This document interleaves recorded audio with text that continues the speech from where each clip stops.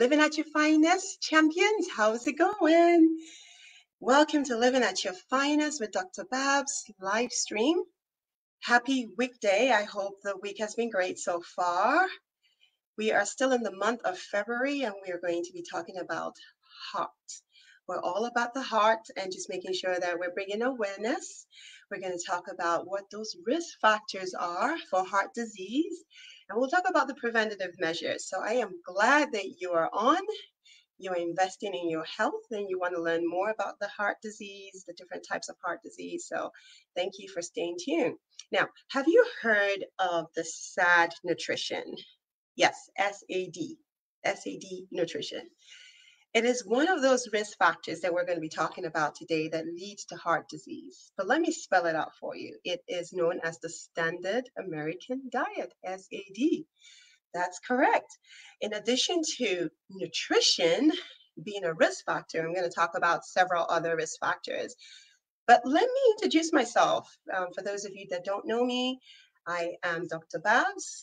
I am a family physician. I am a health and fitness coach, and I'm the founder of Living at Your Finest company.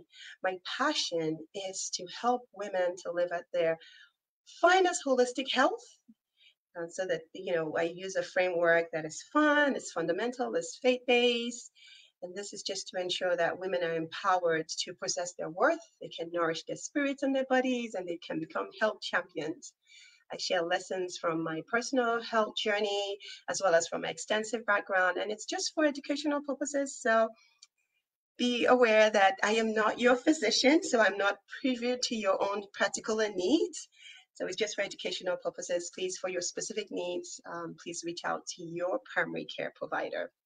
So thanks again. Thanks for joining in. Thanks for staying tuned. I appreciate your presence. I really would like for you to leave a note, a message, a comment, and please share with people that can benefit from this information that we'll be talking about. So let's dive right in. Let us start off with what we're going to be looking at, what we're going to be talking about. We're going to start off with a quick overview. What is heart disease? We're going to talk about those risk factors, as I already mentioned, and we're going to talk about those preventative strategies. All right, so to start off with, the heart. Yes, that big heart. It is a high energy pump muscle, and it requires nutrients to function properly. And more than that, we need to know that heart disease, it's just a range of conditions that can affect the heart, and it can affect it in different components. It could be the blood vessels, right? So that's where you hear coronary artery disease. It could be a rhythm problem, so the way it pumps. It could be arrhythmias. It could also be a heart defect. So maybe there's something wrong with the muscle, the way it was formed, or maybe the valves. The valves in the heart is where it opens, blood pumps and closes. So it could be in the valve, it could be several places. It could even be an infection. So the kind of symptoms that anyone can experience if they have a heart disease depends on where that heart disease is featured. So if it is more in the vessels of the heart, then there's chest pain because there's plaques that have formed in there in the vessels. So it's preventing blood from flowing and preventing oxygen flow. And when there's prevention of oxygen flow, unfortunately, that part of the muscle that has cut off blood supply dies. And with the plaque formation, it can lead to heart disease, the heart attacks that you hear. They feel like an elephant is sitting on their chest. It feels like, there's pain radiating to the neck, down to the shoulder. You do need to differentiate that, though, from acid reflux, because sometimes it's similar, especially in women. Sometimes they think it's acid reflux. For acid reflux, they tend to feel better if they sit upright, if the food, they take a tom, it feels better. But with heart disease, a heart attack, it doesn't get better, it just gets worse. So those are some of the symptoms. It could be shortness of breath. Now, if it's arrhythmia, if it's in the rhythm of the heart, the way it pumps, some of them can complain, oh goodness, I'm feeling my heart. I'm not supposed to feel my heart, but I'm feeling like a flicker. Some of them can complain of just dizziness. They feel faint. So there's several ways that that people can present with different types of heart disease. Now, some people could be very cold, and that's because, as you can imagine, if oxygen is not, if it's occluded by plaque, then blood is not flowing right to the areas of the body that needs the blood, and the oxygen is not going. So they might feel cold, they might have numbness and tingling. So these are some of those symptoms that people can manifest with, that we need to be aware of. But let's start and talk about what are those risk factors. Okay, I'm going to start off with the first risk factor, and that first one is chronic stress. We talk about chronic stress a lot. It's everywhere. Chronic stress, unfortunately, it's that visitor that just stays longer and longer. Now, I want you to know that stress is good for us, but in short amounts. It's really supposed to help us to get ready for, either you're going to fight or you're going to flee. That's really all it's about. But when it's you have stress hormones around for so long, it's like that visitor that says, "Oh, I'm only going to spend 2 days or 3 days," and then they stay the fourth day, the fifth day, the sixth day. They outgrow their welcome. So that's the same thing with cortisol and all the other stress hormones. When we're stressed, when we don't learn how to manage our stress, because we live in a stressful environment, so it's really learning how to cope with the stress. But if we don't learn how to cope, then that stress can cause damage to the endothelial lining. So we need to be very mindful. And unfortunately, when it causes the damage to the endothelial lining of the heart, it can affect our behavior. So we're probably not eating well. That causes further damage to the heart. We're probably not sleeping well. So stress plays a big role. Now let's talk about inflammation. We hear about inflammation all the time. Inflammation damages the heart. Unfortunately, this also inflames the arterial lining. So the lining of the heart, as I mentioned earlier, it's made of arterial linings. So it's muscle, it has the artery, but when there's inflammation, whether from food, from stress, it causes a damage in the arterial lining. And unfortunately, when there's that damage in the lining, then plaque forms. Plaque forms because it's really trying to heal the injury. And when the plaque forms, unfortunately, the macrophages, that is the cells that help to fight against all these foreign things that go on in the body, it's like, I need to take care of this. And so it forms a plaque and it gets bigger and bigger. So in the presence of inflammation, you're having more damage. Unfortunately, it's really meant for good, but it ends up being in the presence of more inflammation, causes a lot of damage. Now, let's talk about one big risk factor is blood glucose imbalance. This used to be a mystery in the past, where there was that debate about, no, there's nothing wrong with sugar, it's just fat, it's just too much fat is the problem. But no, it is actually sugar, because studies have shown that the fluctuation of sugar, where you have high peaks and then drops and then high peaks, because of the high carbohydrate diet. I just talked about the SAD nutrition, which is the standard American diet. It's high carbohydrate, so that spikes our sugar. And whenever we spike our sugar, we're calling on the insulin. Insulin is that hormone that actually helps to get rid of that sugar and takes the sugar to where it needs to go for energy.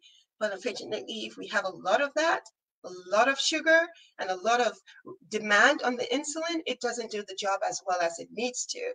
So what happens? We cause damage further. Now, I want to mention the AGE.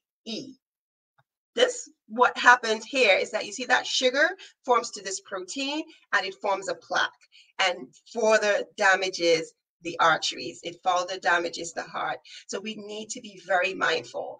Now, what else do we have as a risk factor? Micronutrient deficiency. And what I mean by this is, we know what we call the macros, so the big macros, so that's the carbohydrate, protein, and fat. But the micro are the minerals and vitamins. So important for the proper functioning of the heart. We need to make sure that our nutrition is just heavy loaded with minerals and vitamins, especially magnesium, as you see, vitamin D, vitamin K. All of this have nutrients that help to protect the heart. So it's like a safeguard, watching over it, making sure that no foreign agents come to attack the heart. It has antioxidant properties. And when I say antioxidant properties, I just mean it prevents oxidation. It also has, it helps with the electrical, because the heart is it's like an electrical agent, right? You have all this firing here and there. So when you have good nutrients, it helps with the electrical circuit of the heart. It also helps with inflammation. It prevents inflammation. So that is what these nutrients do for the body. And then the last risk factor is poor calcium metabolism. Very, very important that we need to be aware of this. I used to think, while I was in medical school, that calcium was all about the bone. That's what we heard. It was all about the bone. But studies have shown that it's more than just the bone. If it does not get absorbed into the bone the proper way, it's going to go into the arteries of the heart. And guess what it does when it does that? It forms plaque, yes. Because as you can imagine, calcium is going to build up and it's going to occlude the artery. When it occludes the artery, what happens? Cut off blood supply, no more oxygen, that cell dies, and then there's the heart attack and all the cascades of heart disease. So we need to make sure that we're, guarding ourselves against poor calcium absorption. So now that we've gone through all of that, I want us to take a moment and find out how can we rectify these issues. If we've identified any of these risk factors in us or in a family member, how can we correct it? Prevention is better than cure. These are the ways that we need to correct it. First and foremost, I want to let you know that having the right nutrients for the heart helps to support a healthy heart, because it will help with the circulation, it will help with the blood vessel strength and toning. And so these nutrients that we're going to talk about right now, again, back to magnesium. Magnesium is so, so, so important. It helps with calcium mobilization. It helps with the mitochondria. Now, what is the mitochondria? Mitochondria is part of the body that helps carry oxygen and energy. So it gives us the energy that we need. So, but if that's not functioning well, maybe because of inflammation, then unfortunately the heart cannot function well. Magnesium helps with the mitochondria. It helps to reduce all the inflammation that comes. Vitamin D, we've heard about vitamin D. There's been a lot of studies that have shown, especially now with COVID, right, that if you're deficient in vitamin D, it can increase your risk for chronic diseases. But more than that, it helps with calcium absorption, so you're not having plaque formation. So we need to make sure that we're eating foods that are fortified in vitamin D. So the sun, which unfortunately not all of us are getting enough of that. It's usually between 10 and 1 sunlight that helps the most. But if you're not getting that, what about the foods that we eat? Are we eating, foods that are fortified like egg yolk, milk, if you drink milk, or, just fish? Fish has been shown. Same thing with magnesium, nuts, legumes. All of those are shown to be fortified with both magnesium and vitamin D. Now, vitamin K. Vitamin K is so important. It's a fat-soluble vitamin, and the reason why it's important is because it helps with blood clotting. So let's say you get a cut. Naturally, it's supposed to bleed profusely, but that doesn't happen if we have adequate vitamin K. So it helps with the clotting factor. There are two types. Vitamin K1 is found in leafy greens, but the vitamin K2, which particularly helps with the clotting factor, actually is found in animal products. So we need to be very, very mindful of where we can get all these resources from. Omega fatty acids, I'm sure you've heard about this. It's all over, it's everywhere. But we need to make sure that we're having the omega fatty 3s, which can be found in fish, can be found in a lot of nuts. The reason why it's important is because, again, it helps our vessels function at its best. It helps the inflammation around to break that inflammation, to destroy the inflammation. Curcumin. Now, what do I mean by curcumin? That is turmeric. That's the active component of turmeric. Turmeric is a powerful spice. It's an anti-inflammatory spice. I love turmeric. I think that's my best spice ever. In the presence of black pepper, it actually gets rid of inflammation. I used to have lots of joint issues, especially when I was eating a lot of sugar, and thank God I'm recovering from sugar addiction. But sugar causes inflammation. Turmeric helps to get rid of that inflammation. It helps with so many other things. Let me share a picture of other things that it does. so that you're quite aware of all the benefits of turmeric. And if you're not already using it, you want to make sure that you have it. So you see that? It improves brain health, improves digestion, supports healthy inflammatory levels. It improves insulin sensitivity, reduces oxidative stress. It's an immune booster. It improves our metabolism. It supports healing processes, supports healthy cholesterol level. So I can't say enough about turmeric, which is the kumumi. As a matter of fact, it's been shown that when you actually, if you're in pain for any reason, take turmeric. It really does help to relieve the pain. Now, what other, let's see the last few. Now, the last few I want to mention things that you see in vitamins. They're also seen in food, but a lot of them are in vitamins. Let me share the CoQ10.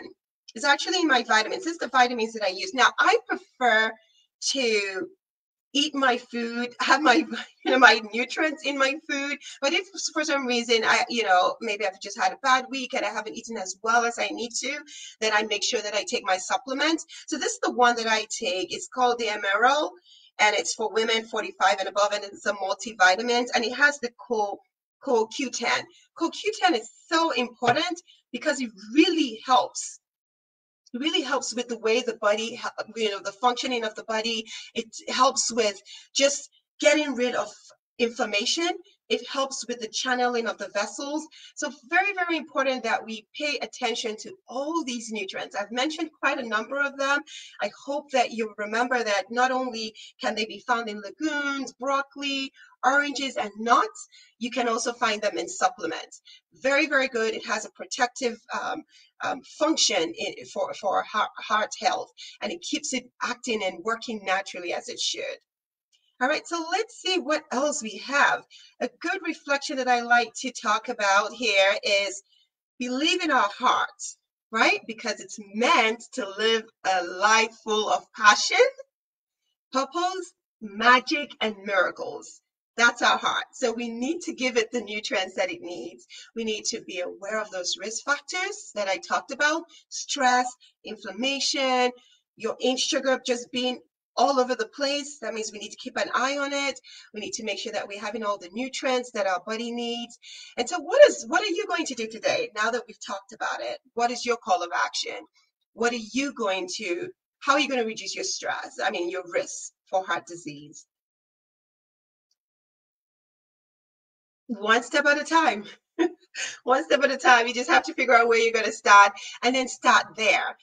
Rome wasn't built in a day, so we're not expecting miracles overnight, but at least, the days are gone where we say, I don't like veggies, I don't like fruits. Find one that you like and try and change it up so that you can get all the benefits of getting rid of inflammation, getting rid of oxidation, and also getting rid of just all the damages that occur from just not eating the nutrients. So I really hope that this has been helpful for you today. I thank you for staying tuned and just investing in your health. I would like to hear from you. If you're watching on YouTube, if you haven't subscribed, please subscribe and share with friends and family that can benefit from this. We want to make sure that we're healthier together. Unfortunately, heart disease is the number one killer, and we need to change that narrative, and we can change it because majority of these risk factors are preventable if we just know the right thing that we need to do. So until next time, I hope that you, with the information that you've gotten, that you'll be transformed and you know that you're capable of living at your finest holistic health because you deserve it, and you most certainly can achieve it. Thank you. Take care and God bless.